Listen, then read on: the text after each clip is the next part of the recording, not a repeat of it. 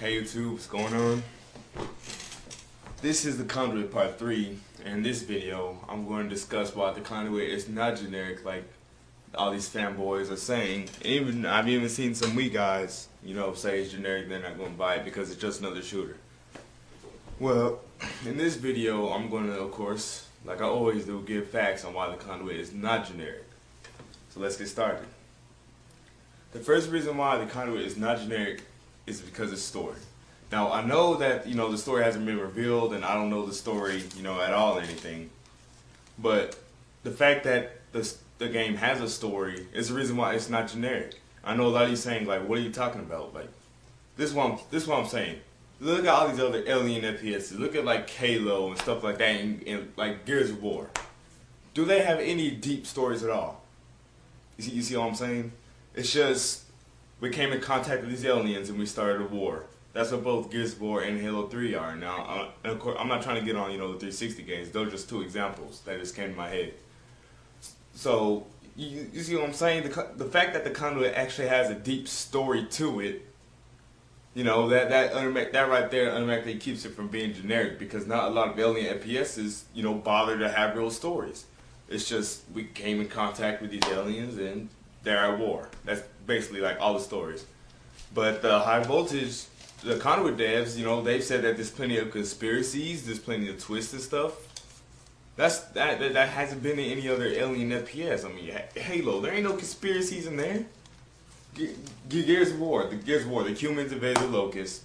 The Locusts basically just kicked their tails, and it's, mankind's last stand, whatever. That's not a deep story. That's not a story. That's such a simple little cheap concept.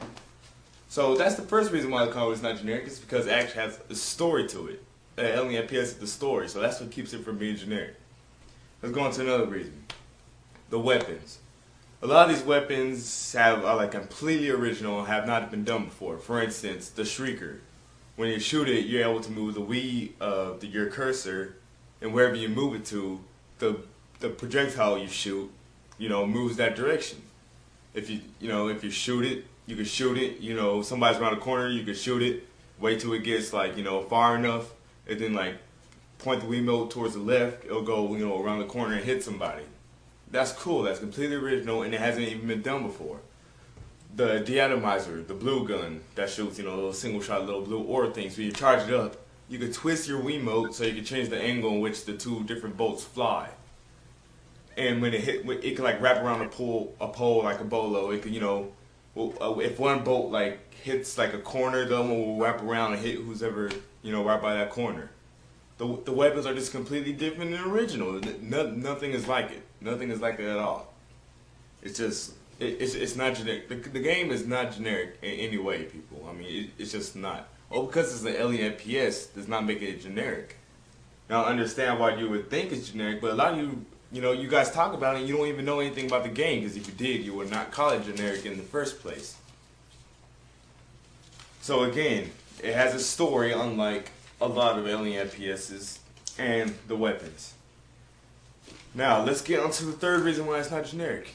It's on the Wii! It's on the Wii, so I'm not saying because the game's on the Wii, it's automatically not generic, but it most likely, is not generic due to the controls and stuff like that. The controls on the Conduit are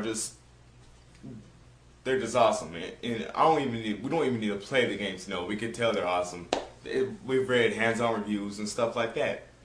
You can, and then it's fully customizable. It's not generic in the fact that it's alien FPS, but it's also not generic because of all the stuff you're able to do. You could change your cursor sensitivity to wherever you want, turning speed, dead zone size. You can change your running speed. You can take your HUDs off. That's awesome. You're not allowed to do that in a lot of games. And while some games do allow you to do that stuff, they don't allow you to do all those things. They allow you to do one or two of those things. And let's get back to the controls. Like I said, the Shrieker, when you shoot it, you can guide around with your cursor. Awesome control. The deatomizer, awesome controls. And they haven't even showed off all the weapons. So just imagine, all the other cool ideas they came up with. It's just gonna be awesome. The Conduit is in no way generic, and if you've been flaming it, you're just you're just mad that the Wii's getting a quality game. It's like it's stupid because like I said in my first Conduit video, the only reason why some of you are flaming it is because it's a quality game on the Wii. Let's say you see a little Game Party 2 trailer or whatever. You really will not say anything about it, would you? No, you wouldn't. You'd probably say like, oh, another casual game for the Wii, but like that'll be it. You won't flame it, will you? Of course not. But you want to go to the Conduit, you want to see a game that has effort put into it, and you're going to flame that.